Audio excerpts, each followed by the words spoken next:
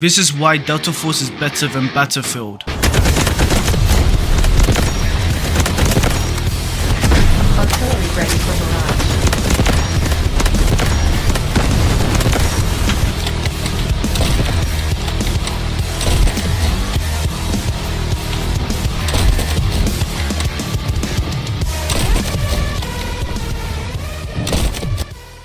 So I've been playing Delta Force for a couple of hours, and I'm gonna say this is probably one of the best games I've ever played. I've played the Havoc Operations, and I've basically been playing the Extraction mode as well. And I've got to say these two modes are very huge potential to really show like how good the game is. So I wanted to go into details about the gamers, the gameplay, the GUNSMITH, which is amazing by the way, and optimization and performance to see if you can actually even play the game, which most PCs will be able to, but we'll go into that in a second. But hopefully if you enjoyed this video, please make sure to like and subscribe, and we're gonna go straight into the gameplay game modes.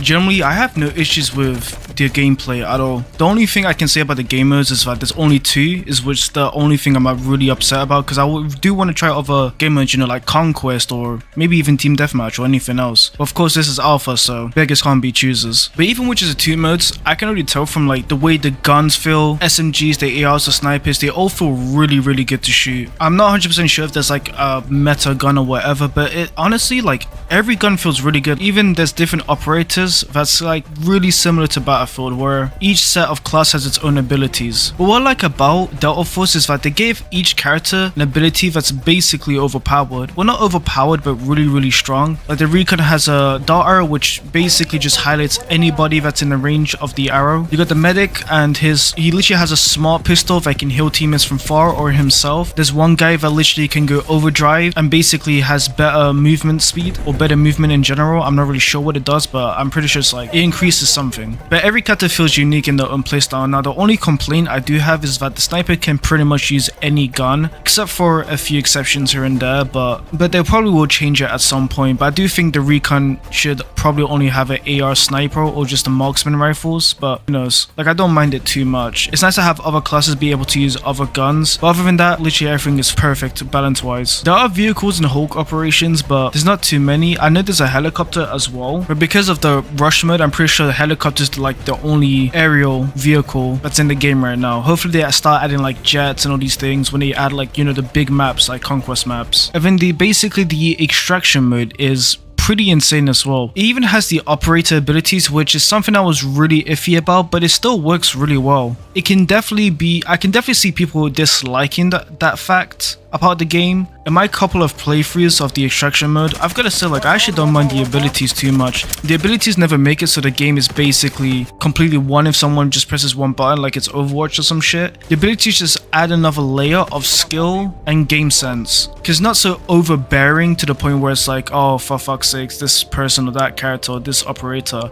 It more actually adds to the tension of the game, because now you have like another element to a game, which is the operators, and each operator is obviously going to have their own abilities, so it does add like another layer, which I think works really well, especially with this game style. Now the only thing I do actually have an issue with, which it's not really an issue for me, but it is at the same time, is that you do get beamed pretty easily, and if you get beamed, pretty much your armor plating is completely ruined. Like you're 100% gonna have to switch it out for something else, otherwise you're just gonna be running around in 0 HP armor, which I feel like if you're buying expensive armor or your armor's a higher rarity, I feel like it shouldn't break after just being shot a couple of times. It's like I'll randomly get shot a couple of times, like 3-4 times, and my armor's just basically broken. So it's really annoying if I have to keep switching like different armors and stuff. And it's even worse if my armor's broken and I can't find the armor that works with my chest rig. So yeah, there's a little things here and there that are really an issue, but shooting wise, it's still really good, same as the Hulk Operations or Battlefield Rush mode. And the leaning mechanics and the health mechanics as well, it adds so much more layer. And the health mechanics are something I definitely feel like people are going to enjoy a lot more, because the problem is with Call of Duty DMZ, for example, let's be real, it was just basically Call of Duty, but you just extract. Like that's DMZ doesn't really feel like it innovates, it just does it for the sake of trend. But it works here in Delta Force because it adds more tension when you're being shot at, because if you get shot in like the wrong place, you know, you could get bleeding, you could get something that that might be only fixable with a surgical kit. There's a lot more tension, there's a lot more to go into, and there's a lot more thought process when you're picking out your gear on a mission. But in DMZ, you don't really have any of that tension. You do still have that tension of losing all your stuff. Like if you die, you pretty much lose everything. But what I do like about this game is, even if you get downed and die, you're still resable, but it will definitely take a lot more longer as if you were just downed. So the gameplay is just insane. Like genuinely, hopefully when this game releases, everyone can actually just try it out and just see how good the actual game is. Like it's actually amazing that this is alpha, because Battlefield 2042, if you guys played day 1 for that game, it was fucking horrendous. The gunsmith in the game is absolutely insane. You can put on so many attachments onto just one weapon, and a lot of these attachments have their pros and cons. Like example for these silencers, yes, you do have the stealth base, you know, it's a silencer, but you also do get drawbacks from it, which I feel like a lot of games don't really have, or they don't really know how to make negatives for silencers. So this is a big W, so people are not just running around with silencers. But also another good thing about the game is that they have calibration. If you ever played Modern Warfare 2, you will know what the calibrations are, and honestly, I hate the calibrations because they added another layer to the game that's not needed in Call of Duty. Like Call of Duty should be simple, you know, pick your gun, pick your attachments, go into the game. But in Delta Force, because especially in the Tarkov style extraction mode, I feel like this just adds another whole element to personalizing your weapon to benefit for you. Because now it actually feels like when I go onto, you know, an extraction mode or game, whatever you want to call it, it generally feels like I'm, you know, a soldier, where I'm tweaking my guns, getting my gear ready to actually go out into, you know, fighting other people that are probably doing the same. And the best part is you don't have to calibrate any of your weapons. I actually ended up playing a couple of hours without realizing calibration was in the game, and I literally played it perfectly fine. And even then, sometimes I thought the calibrations weren't actually worth it. So honestly, it's really not a big deal with the calibration. You don't have to do it. And because there's so many attachments, I know another good thing that they did was they made it so it's like maximum like 4% of the negatives and positives of the calibration. So if you do want to calibrate your guns, you're definitely gonna have to go in depth and just see every single, you know, stats of your gun if you feel like doing that. But you also have the other option of just picking attachments and just going into a game. So overall, this game is just, it feels like there's space for casual players and then there's space for like the sweaty hardcore Tarkov players. It's like just W's. Like overall, I don't understand why game companies don't just have something for casuals and then something for hardcores. It's like if you're a Tarkov player or even a Call of Duty player, you're gonna love that shit.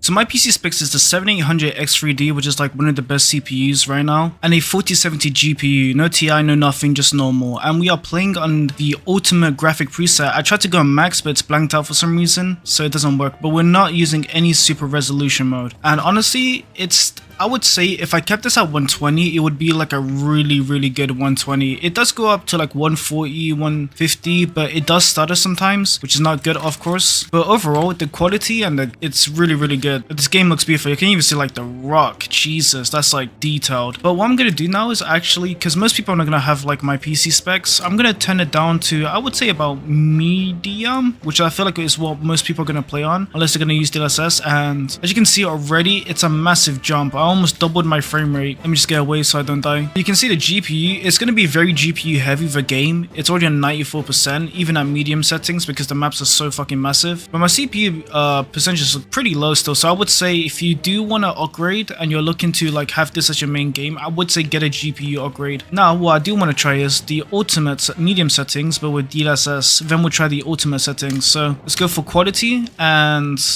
that's actually a lot of frames. So, and the game doesn't look too different. Like I can definitely tell the resolution is a little bit more down, but unless I like look really closely into like a rock or like really try to look at things to see how like this part looks a bit blurry, you're not really gonna be able to tell the difference, to be honest. But yeah, like another I would say another good 40 frames. It's worth it if you're struggling. But now let's try this with the ultimate settings. And now with ultimate settings with DLSS quality mode, you can see obviously we did lose quite a bit of FPS, but man, still, if I'm still hitting like above 100, this game is actually pretty optimized well. Even Battlefield, like I hate Battlefield, but I will give it credit where it's due. It is a pretty good optimized game, so I would say this game's actually really well optimized. But I do have the more expensive parts, so maybe if you're playing on like a 3060, even then, actually, no, at 3060, I think we'll be able to still even hit 100 FPS. I feel like most graphics cards are going to be able to run this game, but they're not going to be able to run at a high refresh rate. You guys are probably going to have to like set it down for like 60 or 120. But overall, I think anybody can legit run this game. It shouldn't be an issue at all. Hopefully you guys enjoyed the video. Thank you guys so much for watching. If you're here at the end, maybe subscribe. I would appreciate that. I'm trying to go for 1,000 subscribers. But what do you guys think about Delta Force? What's your thoughts on it? Have you tried it? What are your impressions from the game, from gameplays and stuff like that? So thank you guys so much for watching, and peace.